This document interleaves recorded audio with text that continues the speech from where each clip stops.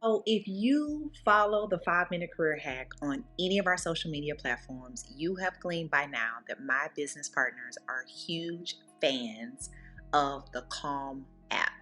Okay, oh my God, they love it. And I've been influenced by their just admiration of this app. So, here's the deal, guys. I've been really trying to commit to this meditation routine, and I have to admit, it has been extremely hard for me. So, I log into the app trying to give it a try, and I'm immediately drawn to this mental training that was led by LeBron James.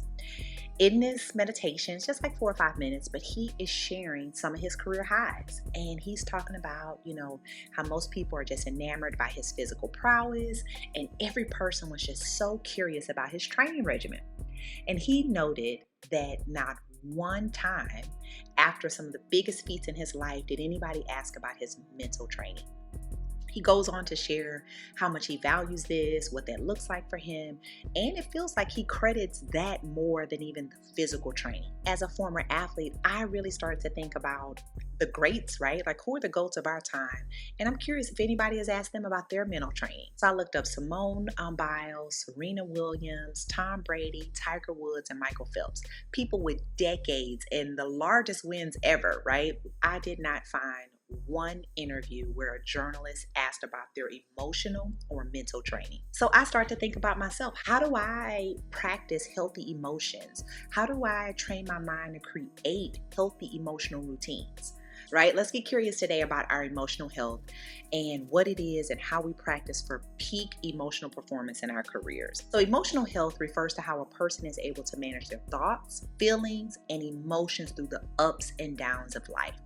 Someone with good emotional health and emotional wellness is aware of their emotions and has strategies to deal with both everyday situations and traumatic experiences, not only for themselves, but those that are around them, because we absorb that as well, right? So why is that important? Having good emotional health is a key part of fostering resiliency, self-awareness, and overall sense of well-being. Our emotional health also plays a role in how well we interact with others in the workplace, including how we take and respond to feedback and criticism, how we give guidance, and how we observe and interact with others around us and what they're doing and why. So I want to give you all 10 strategies on how to maintain emotional health. And I'm going to move quick. Number 1, stay honest. Number 2, stay peaceful. 3, stay grateful. 4, stay positive. 5, stay connected. 6, stay determined. 7, stay intentional.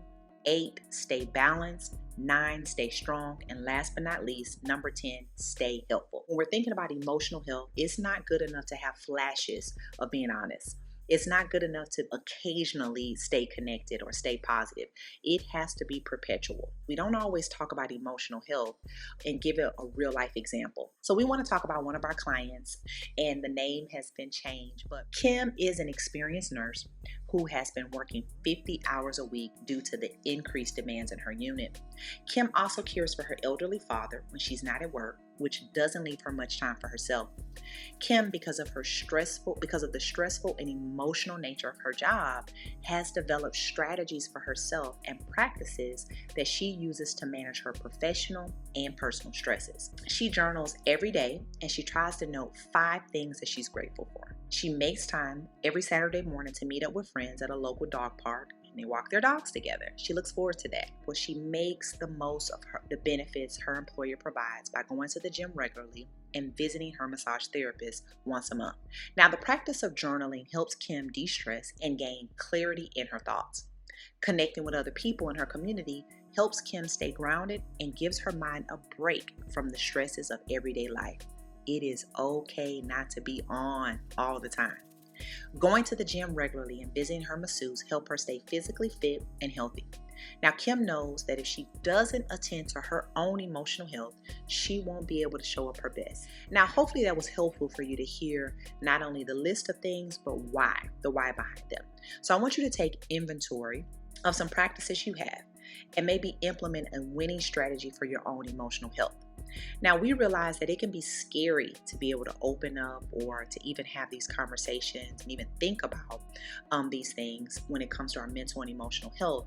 However, the reality is that every single person deals with it all day, every day. Right? We all have our good days and bad days, and we all benefit from making our mental fitness a priority.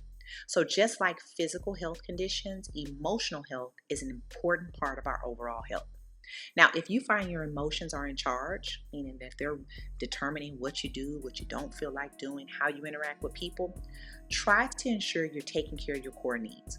Get enough sleep, keep a healthy diet, and exercise regularly. Practice mindfulness and self care. This will help you develop new skills and the ability to work through negative thought patterns. We all get in a rut, but how do you break it, right? How do you not make that a habit?